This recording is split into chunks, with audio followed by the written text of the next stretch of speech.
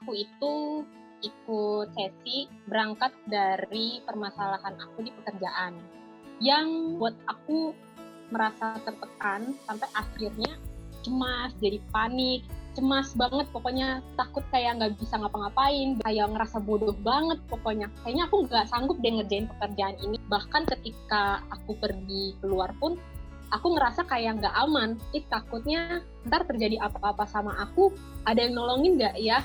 Kalau misalnya ketemu sama orang tuh aku bisa nggak ya ngomong sama mereka, natap mata mereka, aku bisa nggak ya? Aku tuh ngalamin kecemasannya tuh bahkan sampai kayak gitu, sampai harus ditemenin kalau nggak kakak, mama. Kalau misalnya nggak bisa ditemenin mama, ya udah deh lebih baik nggak usah pergi. Ini yang paling terpaksa banget, aku bener-bener harus sendiri. Itu aku bener-bener keringat dingin banget. Bisa nggak ya sampai di tempat tujuan dengan selamat, tanpa terjadi apa-apa, dengan sendirian, membawa diriku sendiri tanpa ada orang yang nemenin.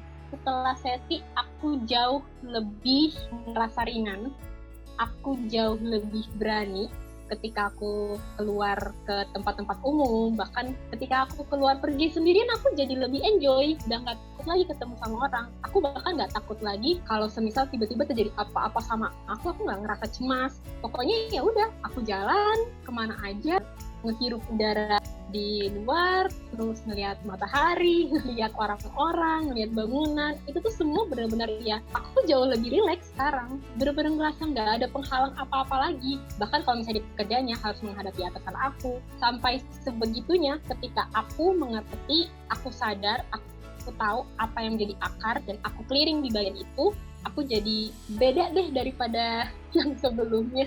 Ketika aku ikut sesi healingnya Kak Fida, setiap pertanyaan, instruksi yang diberikan itu bikin aku jadi mikir jauh lebih dalam, dan akhirnya aku jadi nemuin sendiri, ternyata ini ya yang harus dibenahi. Teman-teman yang belum pernah ikut webinarnya Coach Fida atau masih mikir-mikir kira-kira bagus nggak ya webinarnya, kira-kira worth it nggak ya webinarnya, aku cuma mau bilang ini worth it banget. Kalian tidak akan pernah menyesal untuk ikut webinar ini.